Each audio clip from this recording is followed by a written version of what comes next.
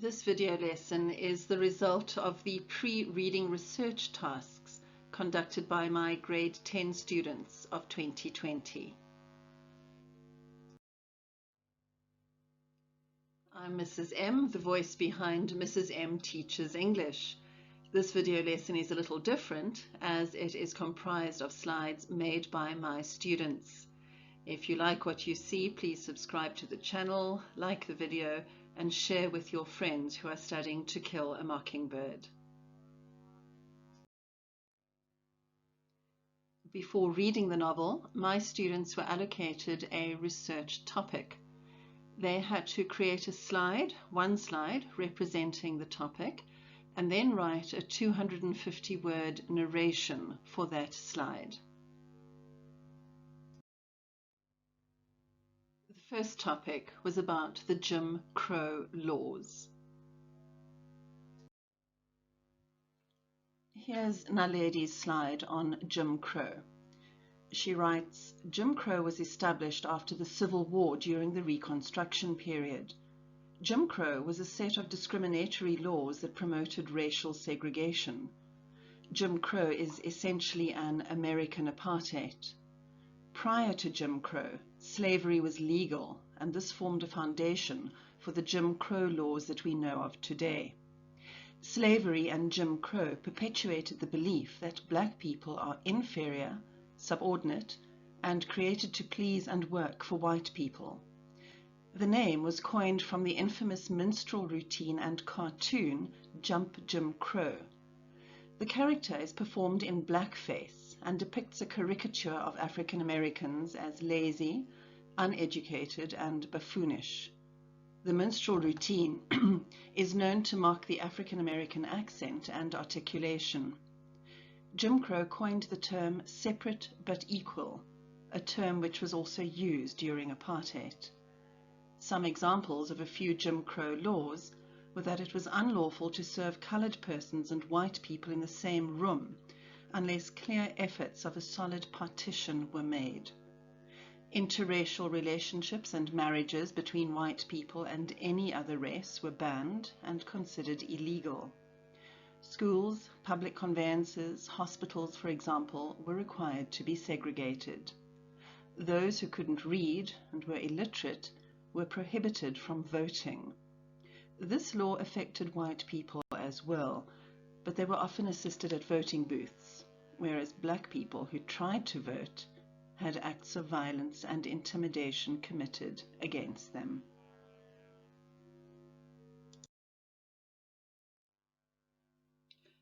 The narration for Athena's slide reads as follows. The Jim Crow laws were a collection of state and local laws that were enacted in the 19th to 20th centuries. These laws were meant to enforce racial segregation. For example, African Americans were denied the right to vote, receive an education, and they were even denied the right to hold jobs. We can make a direct link to the apartheid laws of South Africa and how both laws oppressed black citizens. The Jim Crow laws stayed in place for over 100 years. After slavery was abolished in 1856, most white South Americans were not pleased with the African American culture seeping into everyday life. They therefore had to find a way to get rid of this. Then came black codes. Black codes were strict laws that black citizens had to follow to fundamentally put them into indentured servitude legally. African Americans had controlled living areas and very limited voting and job rights. Then came the violence. The Ku Klux Klan was a private club for white Confederate veterans only that was formed in 1865 in Tennessee. This group later became a secret society. They were most popularly known for terrorizing black communities. Violence became an everyday occurrence in black citizens' lives, ranging from schools being vandalized all the way to African Americans being attacked and lynched. As we can see, during the 19th and 20th centuries, African Americans had very little to no freedom, rights, or justice in the court of law. The narration for Refilwe's slide is taken from Wikipedia. It says, these laws were state and local laws that imposed racial segregation in the southern United States. These laws were activated in the late 19th and early 20th centuries by white Democratic-dominated state legislatures to disenfranchise and remove political and economic gains made by black people during the Reconstruction period. The laws were applied until 1965. Jim Crow laws mandated racial segregation in all public facilities in the states of the former Confederate States of America and in some others, beginning in the 1870s. Jim Crow laws were upheld in 1896, in which the United States Supreme Court laid out its separate but equal legal doctrine for facilities for African Americans. Moreover, public education had essentially been segregated since its establishment in most of the South after the Civil War in 1861 to 1865. The Jim Crow laws institutionalized economic, educational, and social disadvantages for African Americans living in the South. They had separated everything between black and white people.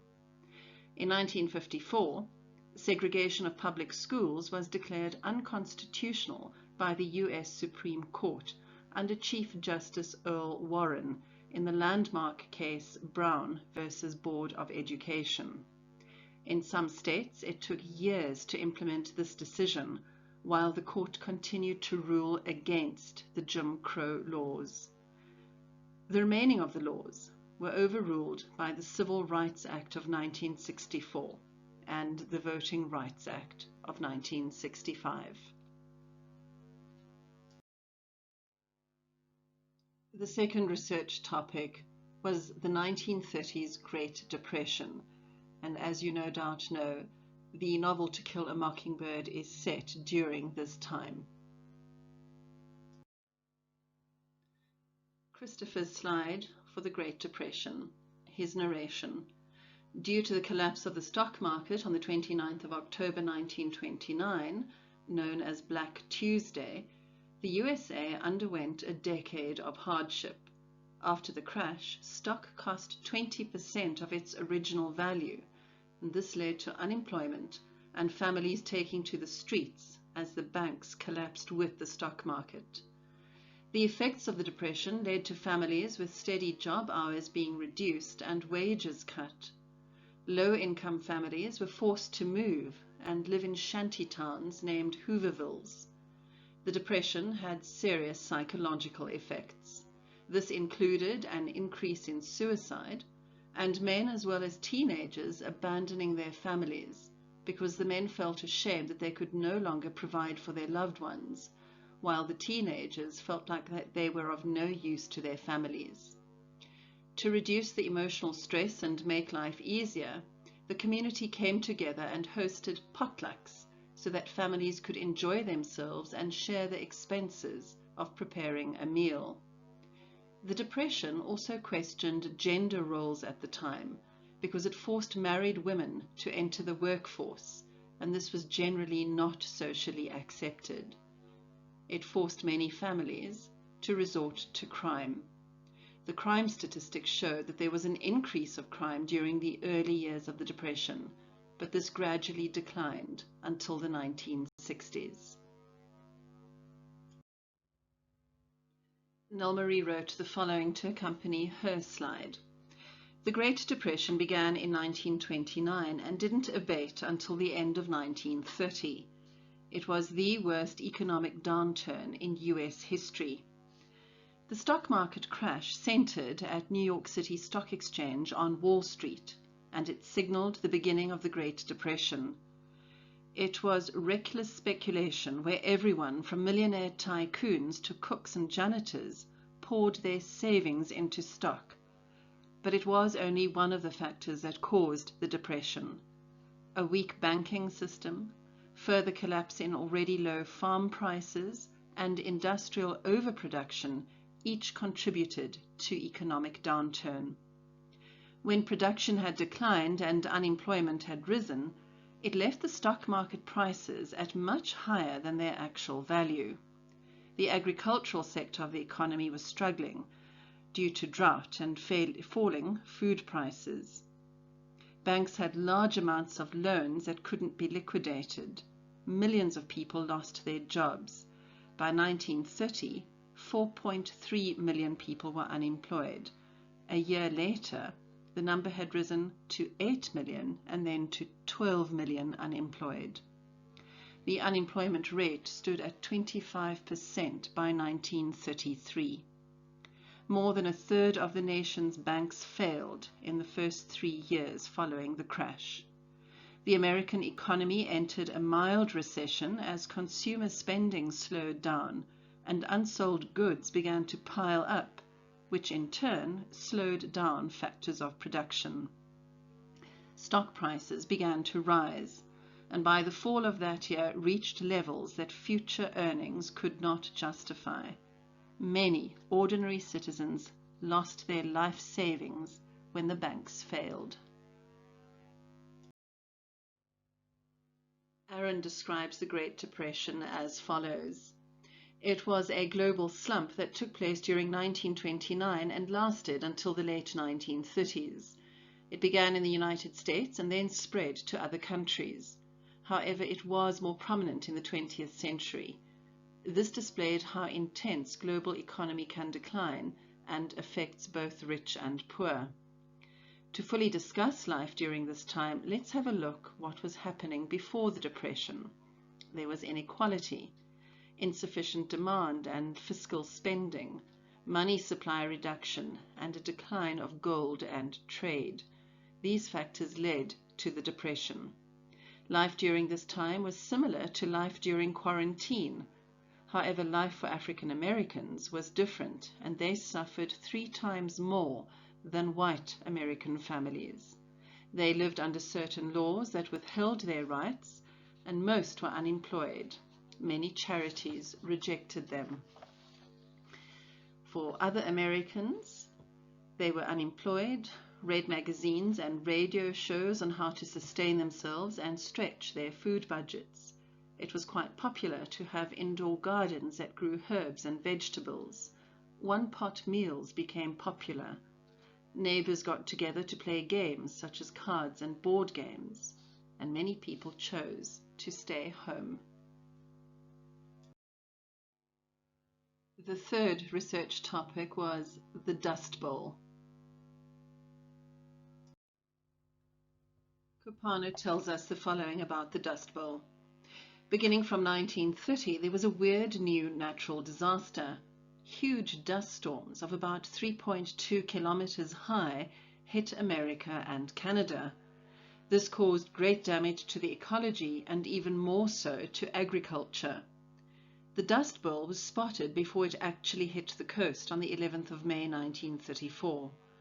The dust storms would last for around 5 hours, shrouding large amounts of areas and landmarks such as the Statue of Liberty. The Dust Bowl forced many families who were struck by poverty to leave their farms. It caused so much damage that farmers were unable to grow crops, which resulted in no income. They started losing money and eventually they weren't able to pay their mortgages. What caused the Dust Bowl? People later discovered that the severe dust storms were actually man-made. How? The American wheat harvest was in high demand at the time. Farmers overplowed with not enough understanding of the plains. A huge drought came, the wheat dried up, and the topsoil was left exposed to the wind, which swept it along, causing the huge clouds that traveled across the counties, destroying everything in its path. To make matters worse, after the clouds had passed, huge swarms of grasshoppers demolished whatever crops were left on the fields. Finally, in late 1939, after almost 10 years had passed, the drought ended. The Dust Bowl stopped, leaving the deaths of around 7,000 people in its wake. Popello explains the Dust Bowl as follows.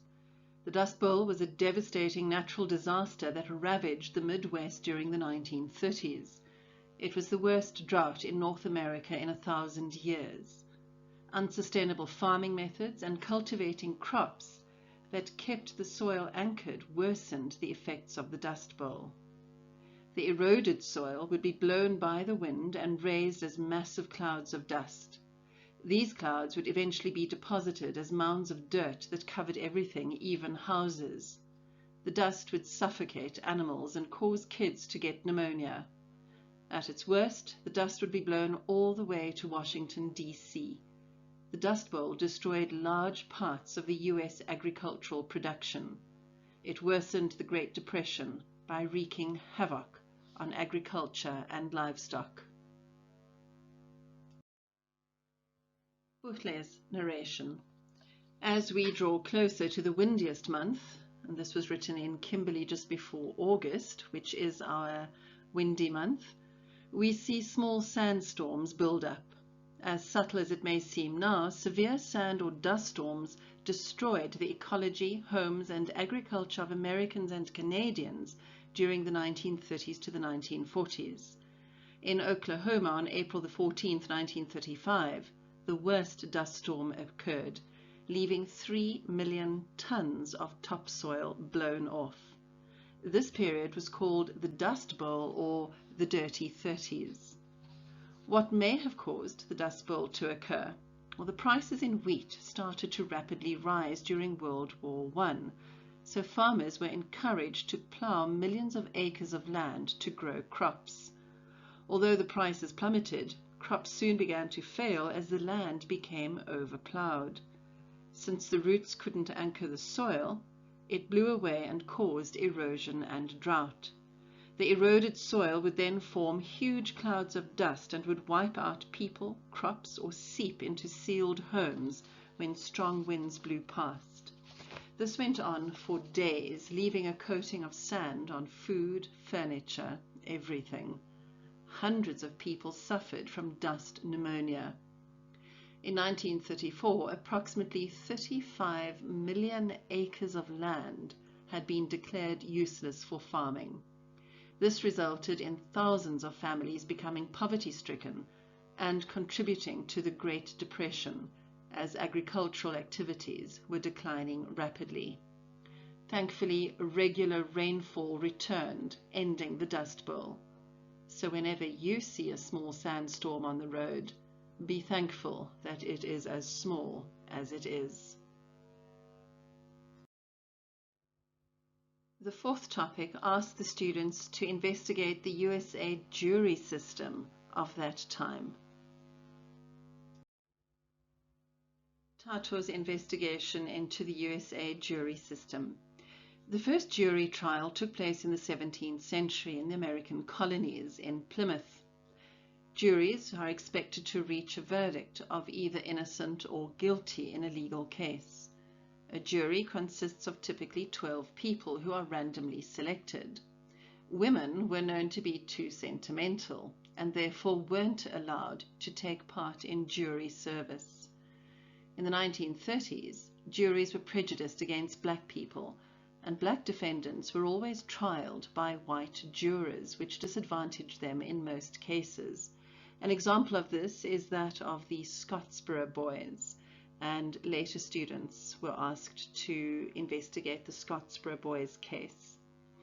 Tato ends his explanation with the Scottsboro Boys case led to the first black person being included as a juror. Here is Naomi's research on the USA jury system of the 1930s. The first jury trial in the USA took place in Plymouth in 1630. John Billington was accused of the murder of John Newcomen. He was found guilty and sentenced to death by hanging. The jury in the 1930s was made up of 12 white men only, for black people were seen as inferior. They weren't allowed to be members of a jury. It was this systematic racism that made it difficult for people of color to voice their opinions and defend themselves to prove their innocence. In a civil case, a venire was formed by a random selection. Jurors were voted out until 12 remained. Once the 12 had been elected, they went to trial and heard both the defendant and plaintiff's arguments. The jurors should have first decided for themselves who they believed were guilty or innocent without the influence of the other jury members or the public. Afterwards, they held a meeting where they decided on a verdict. If the jury came back with an inconclusive verdict, the judge was obliged to retry the case. The venir's duty is to conclude the case with the truth. They should gather as much information as possible for a supporting guide. It's a responsibility that revolves around justice without any favoritism or hate.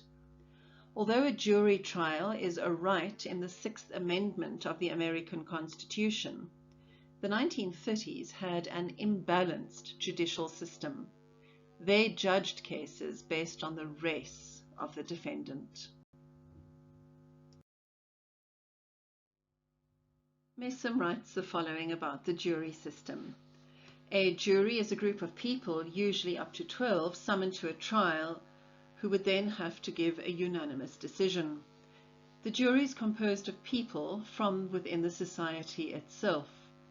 The jury is the one that decides whether a defendant will be guilty or not in criminal cases or liable or not in civil cases. If the jury finds the accused guilty or liable, depending on the case, it is the judge's decision whether to sentence the defendant or not. During a trial, the jury will listen to the evidence. They would then have to decide what facts the evidence had established and use them to form the basis of their decision. Once a decision is formed, they will have to vote on each issue in order for them to reach a verdict. A unanimous decision and agreement of the jurors, all 12 of them, should be made. Is the jury system outdated, and how many countries still use it? Well, approximately 51 countries in the 21st century use the jury system, including Canada and Australia. According to Yale University, the jury system is quite outdated, costly to the economy, and an insufficient method for the 21st century. They recommend it should be abolished for all criminal trials. The fifth research topic was Franklin Delano Roosevelt, President of the United States. Alec wrote the following about Franklin Delano Roosevelt. He was born on the 30th of January 1882 and died on the 12th of April 1945. He was an American politician and was the 32nd President of the USA. His presidential term was from March 1933 until his death in 1945. He was an only child, and his parents, James and Sarah Delano Roosevelt, were very wealthy. He received private education from top schools and tutors. He married Eleanor Roosevelt, one of his distant cousins, and they had a daughter and 4 sons. His 5th son, also Franklin D. Roosevelt, died very young. Franklin Roosevelt suffered from polio and was physically restricted. His focus was to regain mobility from the Warm Springs mineral water, and he ultimately bought the resort to aid polio patients as a rehabilitation center. At first, he served as a governor and was promoted to fight the economic crisis that the United States suffered. In 1933, his presidency started in the pits of the Great Depression, and he immediately started to restore the confidence of the public. He did this by introducing the bank holiday concept and by talking openly to the public through radio broadcasts. He pledged a new deal for the American people. He was the only president in the history of the United States to be elected 4 times. And one of his famous quotes is, "The only thing we have to fear is fear itself." Annika's narration includes the following information. Born in 1882, Franklin Delano Roosevelt was the 32nd President of the USA and the only one to ever be elected 4 times. He grew up in a wealthy family and was tutored at home until the age of 14. He later graduated from Groton but continued to study at Harvard and then Columbia University Law School thereafter. He won his seat in the Senate in a Democratic landslide. And from then, as state senator, he gained much of his power by becoming more known nationally. Roosevelt's positive outlook and charm helped him defeat his fellow nominees in the 1932, 36, and 1940 elections, and he became the longest-serving president in the history of the USA.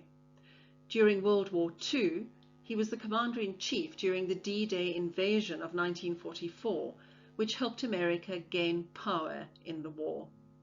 His death in April 1945 from heart failure, along with polio from his early years, shocked Americans, as he had used his power to free a whole nation. His courage during the Great Depression will be remembered forever. As a reporter once said, he lifted himself from a wheelchair to lift a nation from its knees. Hallie's slide says that FDR, as he was known, was the son of James and Sarah Roosevelt, born in 1882 and dying in 1945 in New York. He was married to Eleanor and they had 5 children, FDR Jr., Anna, Elliot, James, and John. FDR won 4 record presidential elections, and he was president of the USA from 1933 until 1945. The 6th research topic was FDR's New Deal. The narration for Bonolo's slide. The New Deal was put into place by President Franklin D. Roosevelt during 1933 to 1939. It was the response to the Great Depression that affected many lives. The 3 R's of the New Deal were relief, short-term, get people through until the economy recovers; immediate help for the needy, jobs for the unemployed, protection for farmers from foreclosure; recovery. The National Recovery Administration, NRA, asked businesses to voluntarily follow codes that set standard prices, production limits, and minimum wages to get the economy moving again. Reform, to regulate banks, abolish child labor, and to conserve farmlands. Of course, not everyone supported the deal. People had many concerns about it, such as spending more money than the government received, that it gave the president too much power, that it wasted money on relief, adding to debt, and that it encouraged idleness. Rousseau wrote the following. The New Deal was a program between 1933 and 39 of mainly infrastructure projects, financial reforms, and regulations passed into law by the President Franklin Delano Roosevelt after the American market crashed. FDR used the New Deal to campaign for election. In the US, the economy was in a mess. Unemployment was extremely high, leading to less consumer spending and investment drop. The desired result was that it would respond to the needs for relief, reform, and economic recovery caused by the Great Depression. Through the Federal Emergency Relief Administration, unemployment was addressed. To help people cope with the Depression, FDR introduced relief grants and measures for security against old age, unemployment, and illness. Even though this was expensive for the administration, it made a positive emotional and economic difference to those assisted. New banking rules, do's and don'ts, were introduced to promote fair competition, stabilizing wages and prices, and putting billions of dollars into infrastructure projects that put people back to work. People could then spend what they earned, and businesses began to profit, thus improving and promoting economic recovery. Regulations were put in place, especially in the financial system, to reform the industry and prevent future economic depression. Workers were allowed to unionize and bargain collectively, and capitalism was saved.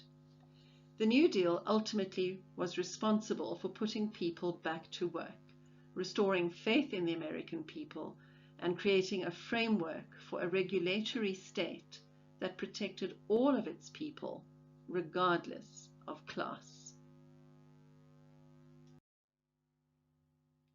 Tommy's slide. He writes, "The New Deal was the government at the time's way of recovering from the Great Depression. It was a series of programs designed to help the country recover. The president at the time was Franklin Delano Roosevelt. The Great Depression took place a few years before the New Deal. The Great Depression was a time when the country's economy was struggling because of the war that took place between 1911 and 1918. President Roosevelt thought that it would be a good idea to have a few programs that would help the country. Some of these projects included financial reforms, regulations enacted by the president, and financial reforms. This eventually led to the reform of Wall Street. However, it helped the farmers and the unemployed of the country. Along with this, there was Social Security, and the political power shifted to the Democrats. The first New Deal took place between 1933-34 and the second between 35-36.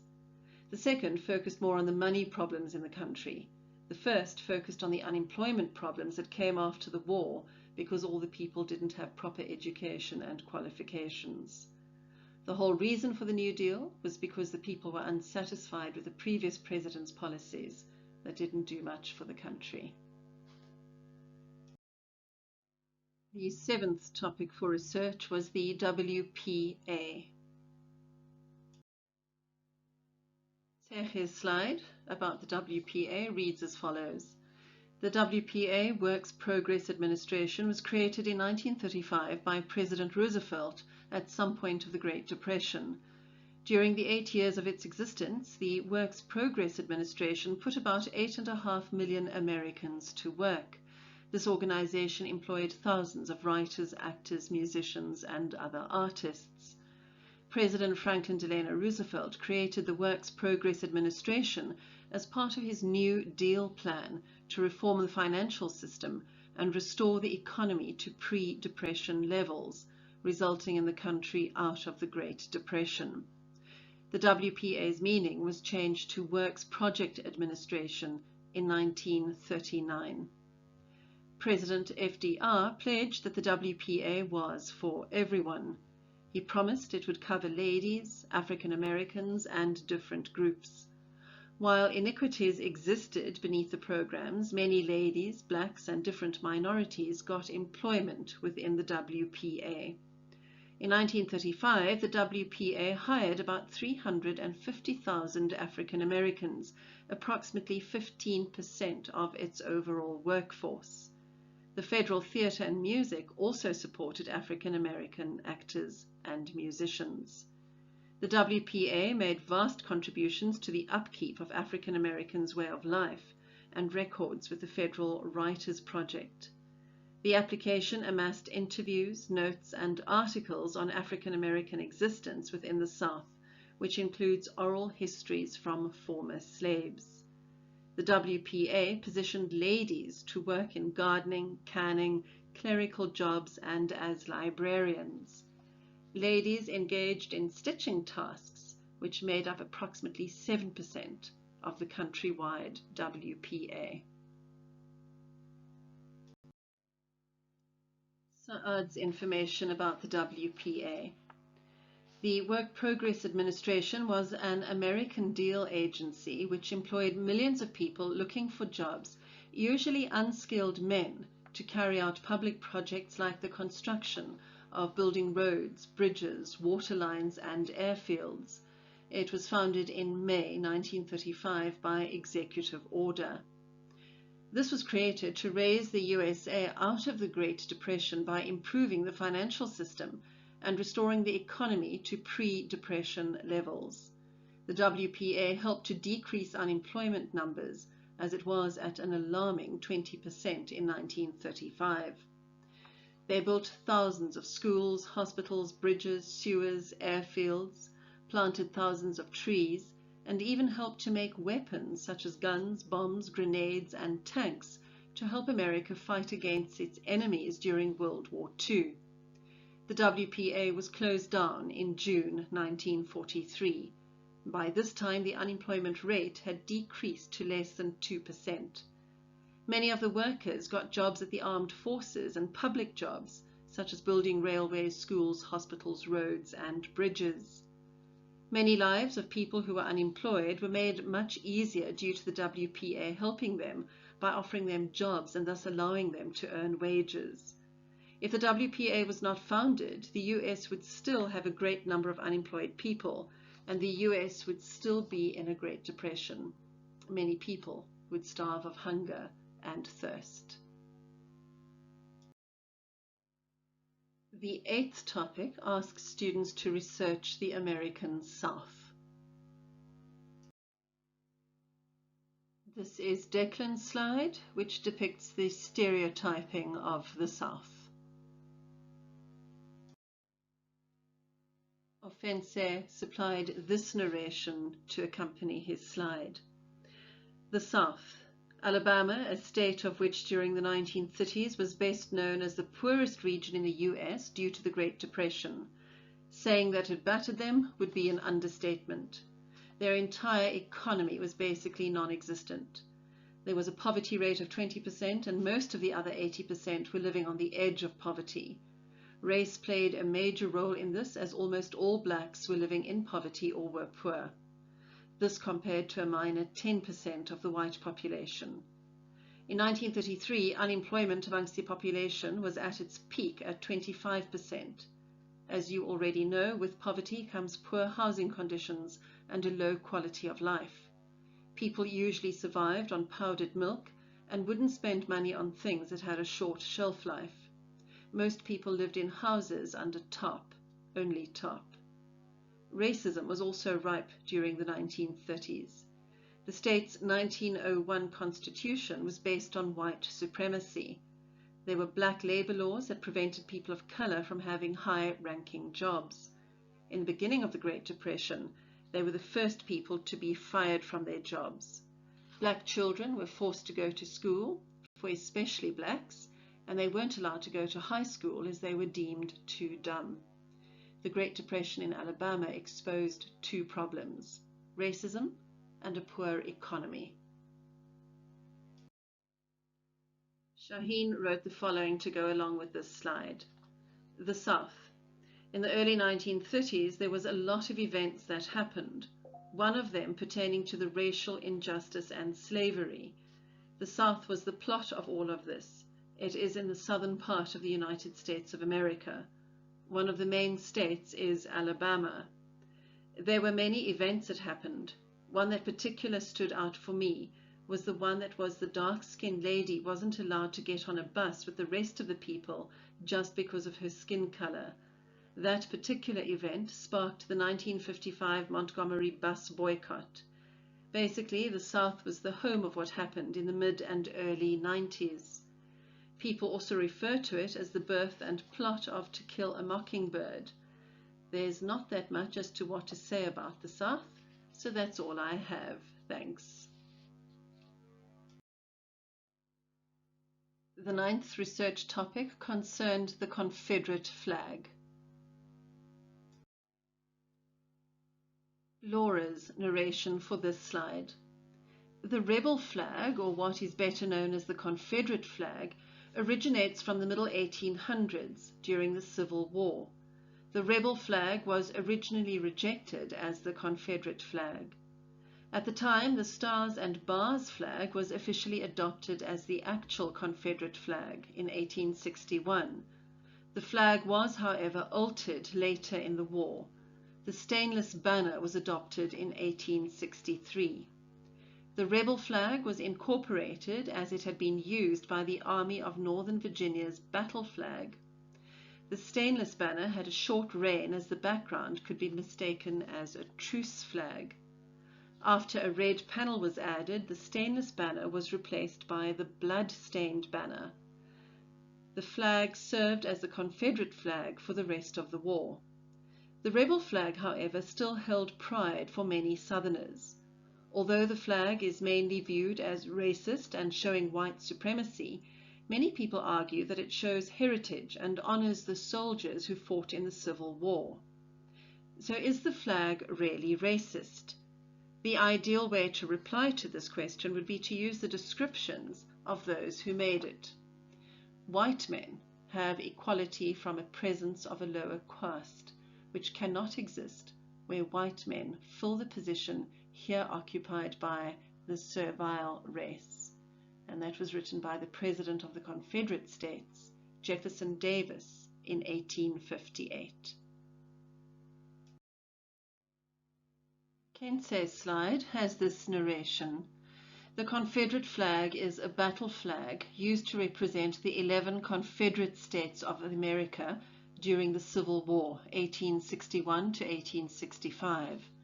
The flag, which is easily identifiable by three main colors, blue, white, and red, has 13 white stars on the inside of two large diagonal lines. It's also known as the Bars and Stars, and was the first official flag designed by Nicola Marshall.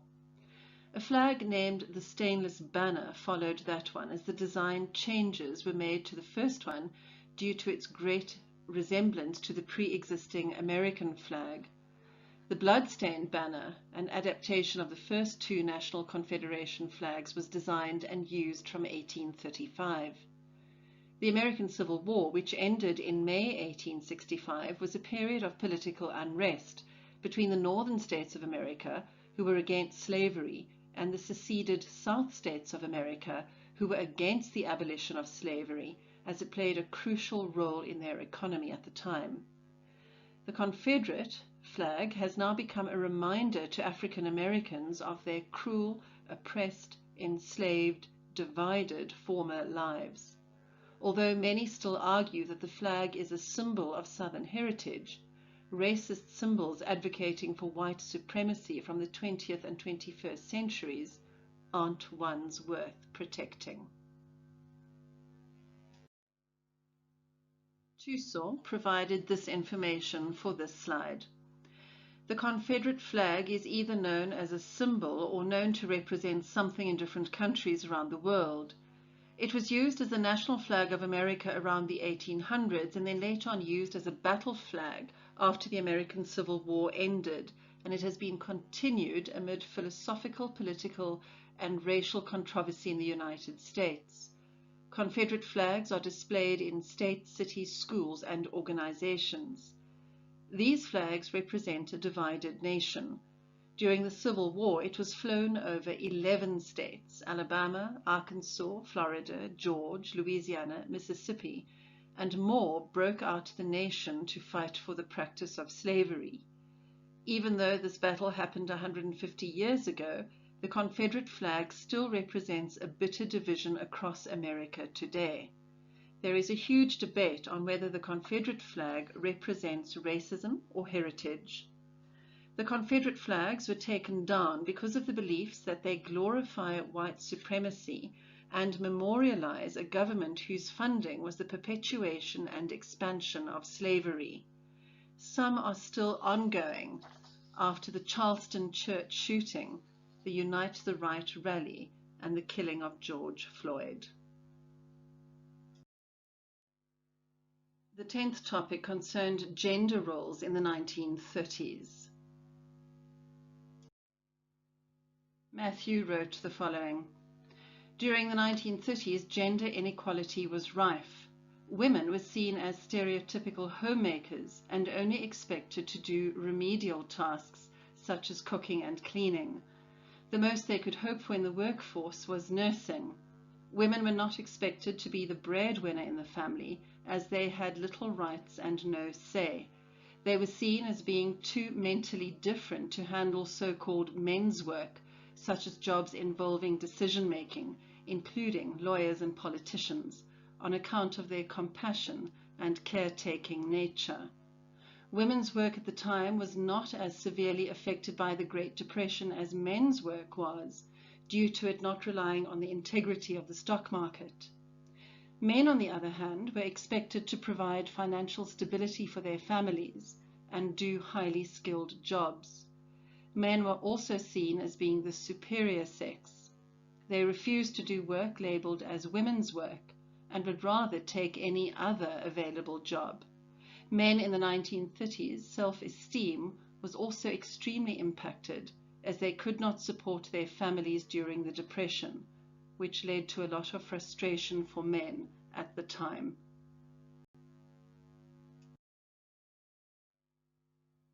Kiki's slide narration is this. Women during the 1930s were allowed to have jobs. Even though the salaries were little to nothing, some women had no choice but to live with the little that they got. They could be widows trying to support their children. Women could also get an education.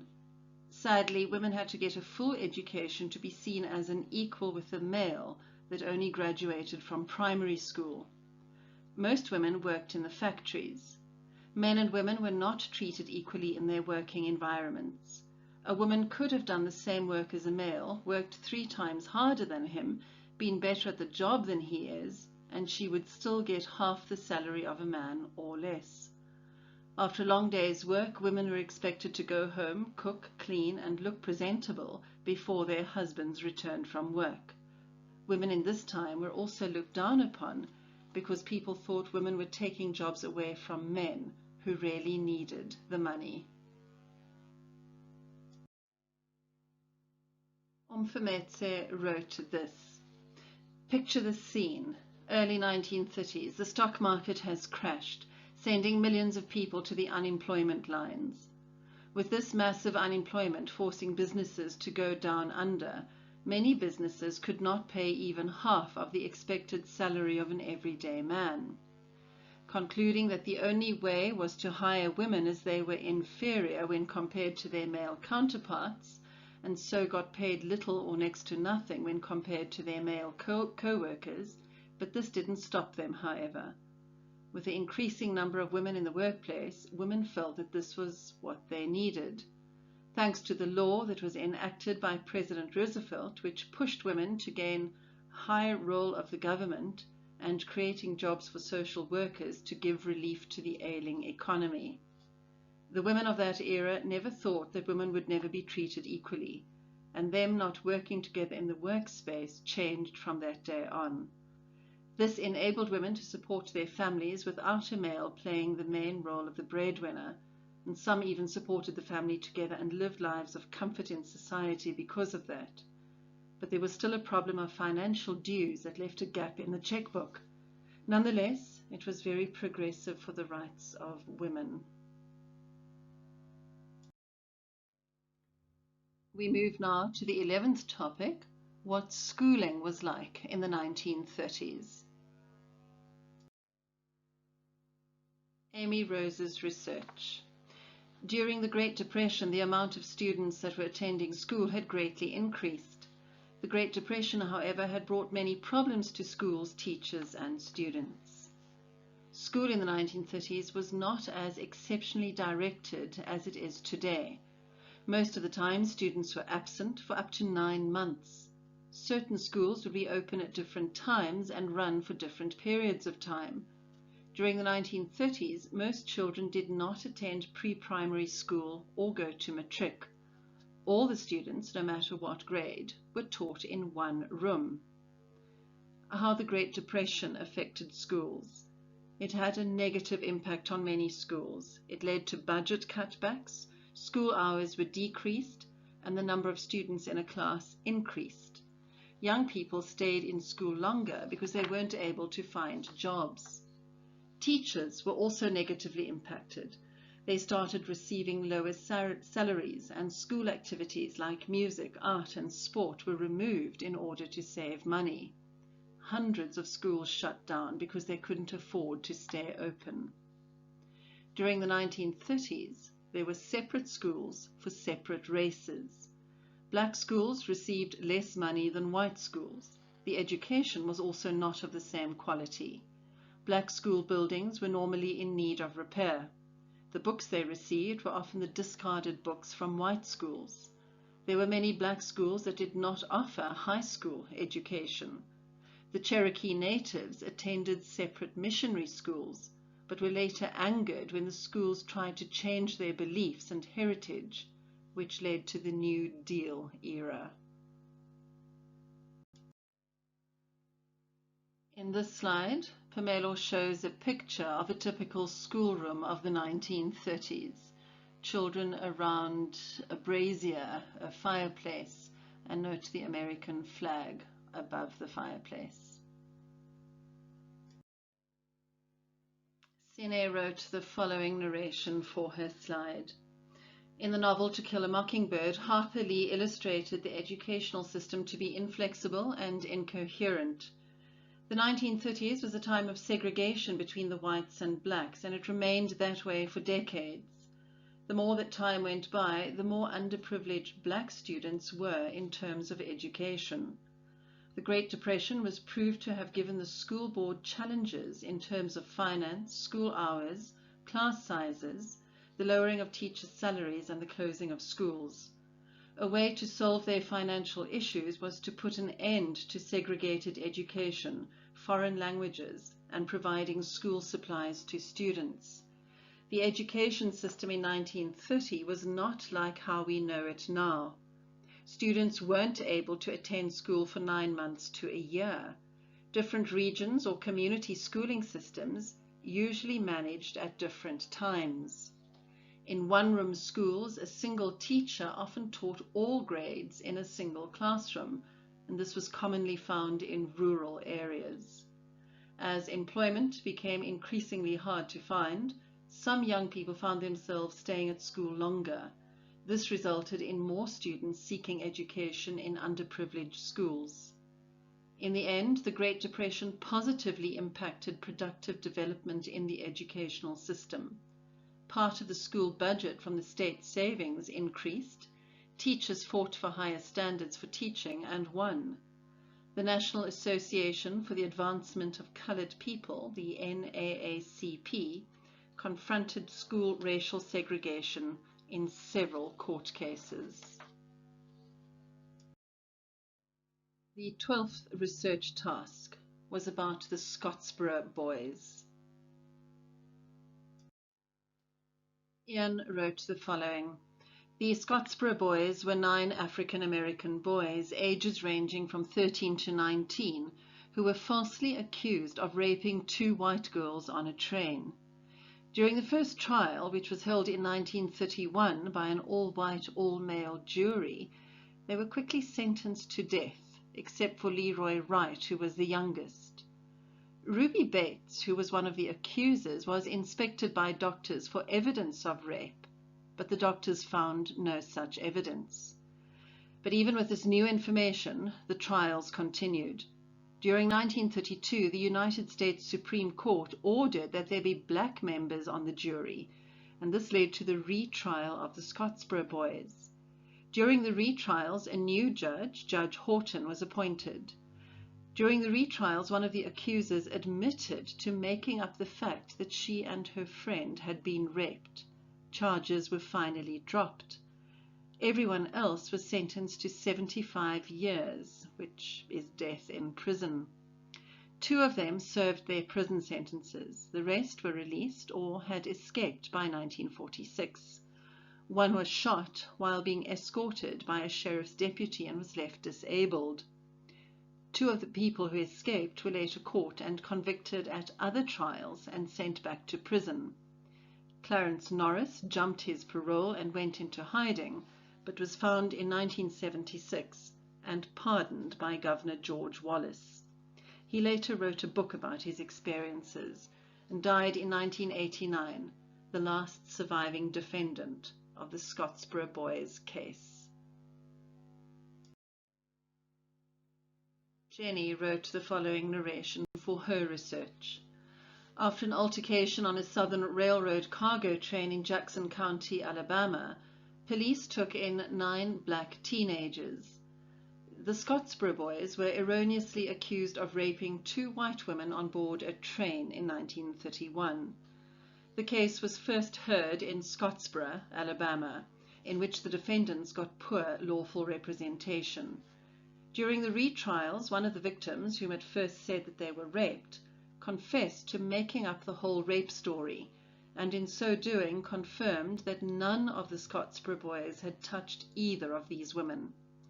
The jury saw that the defendants were to blame, but the judge decided to put aside the decision and grant a new trial. By demand, the case was given to the U.S. Supreme Court. It was decided that juries and retrials which are requested have to include African Americans. Charges were finally dropped for 4 of the 9 accused. The rest received extended sentences of 75 years or even until death. One injustice, which is still thought by many, is the Scottsboro Boys, because it involved all white juries. African Americans had been marginalized and not allowed on panels since the 19th century. This case has been portrayed in music, writing, television, and even on stage in theatre. This is an Harper's slide depicting the terrible case of the Scottsboro Boys. And you'll notice his questions. Fair trial? I think not. Rapist? I think not. Execution? Really? The 13th research topic is to do with mockingbirds, which obviously comes from the title of the novel. Anshe provided the following information about mockingbirds. The mockingbird, otherwise called the Mimus polyglots, has a place with the Mimidae family, with a scope of 17 distinct kinds of species. A mockingbird is a medium-sized ringed animal that is fundamental in North America. Overall, it estimates 9 inches in length from head to tail, which is as long as a banana. In any case, it has an extremely thin body and for the most part weighs under 2 ounces, which isn't exactly a medium-sized plum. The males are bigger than the females. The name is given to the fledgling in light of its capacity to impersonate the calls of dozens kinds of winged animal species. It's likewise accepted that this staggering feathered creature can impersonate the sound of pooches and alarms. A novel named How to Kill a Mockingbird was roused and represented by this stunning winged creature. It speaks to the possibility of blameless people of the youngsters and the blamelessness of certain individuals. One of the characters clarified in this book, it's wrong to execute a mockingbird since they just make music for people to appreciate and try not to hurt anybody. In the novel, the mockingbird represents oppressed individuals of color. They're honest and could never hurt anybody, simply like the mockingbird. Lichle's narration. Mockingbirds are from the family of Mimidae. They are a group of New World birds well known for their ability to mimic other birds and animals. The novel is titled To Kill a Mockingbird. Research shows that the title doesn't carry much literal meaning in the book. In the book it's said that it's a sin to kill a mockingbird. This is because mockingbirds are seen as representatives of innocence. This is linked in a way to a few people in the book who can be seen as mockingbirds, for they are seen to be innocent. In the book, this innocence is destroyed by evil. People in the book who are seen as mockingbirds are Jem, Tom Robinson, Dill, Boo Radley, and Mr. Raymond. These mockingbirds were somehow in contact with evil. For example, Tom Robinson was shot while trying to make a run for it. This is innocence destroyed by evil. Thus, it's a sin to kill a mockingbird, because a mockingbird sings its heart out and brings joy to people and warms their hearts. So there's a lot of significance behind the title of the book, and clearly the author put a lot of thought and effort into the title, as it goes so well with some of the characters in the novel. Kumar provided me with this written narration for her slide. In Harper Lee's novel To Kill a Mockingbird, mockingbirds are a key element, given that they are incorporated in the title and in one of the most important quotes.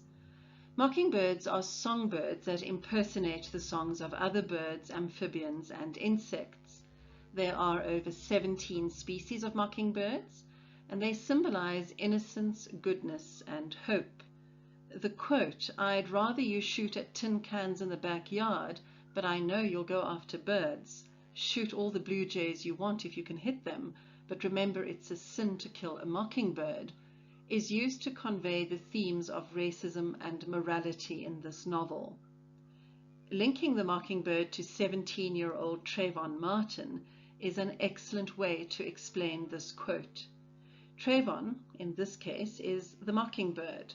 He was a young black male who was shot dead by a racist white man, George Zimmerman.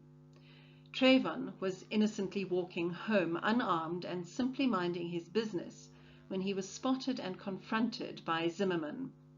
Zimmerman assumed that the boy was up to no good, simply because of Trayvon's race and clothing.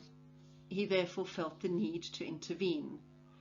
In Zimmerman's 911 call, he said, "And he's a black male. These a-holes, they get away." This clearly shows that he succumbed to the racial stereotype that black people are thugs. This represents the evil of racism and racial stereotypes, which leads to the untimely loss of Trayvon Martin and others who are innocent. The 14th topic is about the author of the novel herself, Harper Lee. Andon created this slide about the author Harper Lee.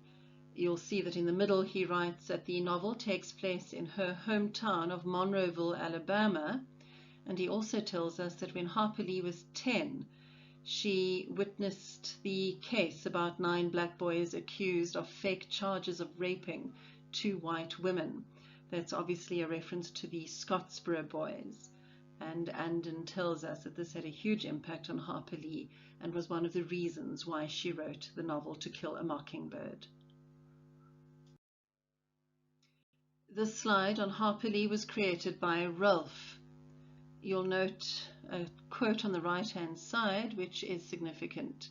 Harper Lee said, "People generally see what they look for and hear what they listen for." Lefika created this slide about Harper Lee, in which he mentions both the novel that we study and the posthumously published novel Go Set a Watchman. The final research topic was about the banning of the novel. Grace supplied the following narration to accompany this slide. When a book is banned, it is put under censorship because of its ideas, themes, and/or contents. To Kill a Mockingbird by Harper Lee has become one of the most banned books over the years. The first time it experienced a banning was 1966, just 6 years after its release. The more recent bannings happened in 2019 and 2017. Mockingbird is described to be one of the most controversial books. School districts, especially in the USA, removed the novel as a set work book. Parents and some schools strongly oppose its contents and themes because they say it provokes racism, contains profanity, and makes them generally uncomfortable.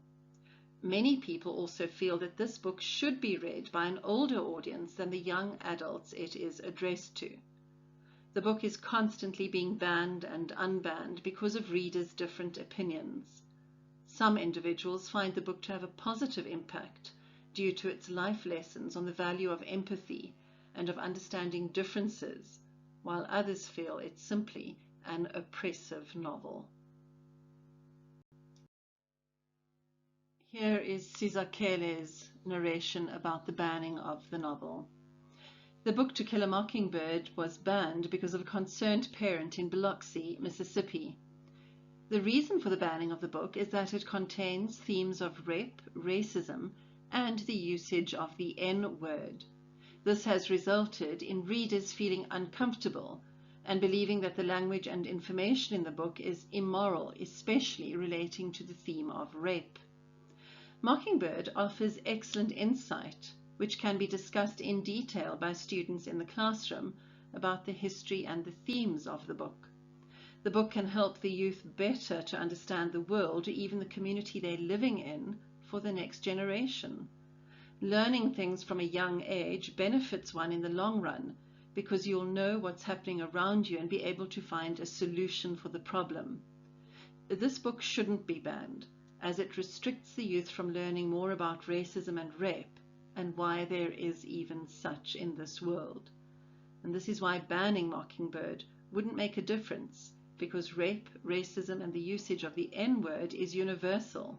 So children will learn and hear about this either way, whether at school or not. Here's the last narration of this project by Benolo. She writes, since its publication in the 1960s, the novel has been challenged for its inappropriateness to be on the recommended reading list for schools in the United States of America. Districts such as Biloxi, Mississippi, and Hanover in Virginia are some of the few where governors of schools found the novel to be inappropriate for reading for children because it depicted offensive language, profanity, racism, and discussions relating to violent actions such as rape. The offensive language in the novel is unacceptable in children's books and may cause inconvenience to teachers who are required to discuss, quote, or read the novel. Also, children might use the offensive words with reference to other children. Secondly, the novel reveals or exposes the truth about the past or history. Some believe that racism is a complex issue that children do not need to concern themselves with. Lastly, sexual violence or any violent content should not be in children's books because the children need to be protected, their innocence. Censoring books because people are uncomfortable or because they are politically unacceptable or because people are ashamed of their history and claim that everyone equally enjoys the protection of the law restricts and limits open discussions and debates on issues that are both important and controversial. We can't ignore issues because of people who are fragile, and the mention of racism gets people to cringe and become defensive to protect that racist status. Organizations such as Black Lives Matter formed so that complex race issues are discussed.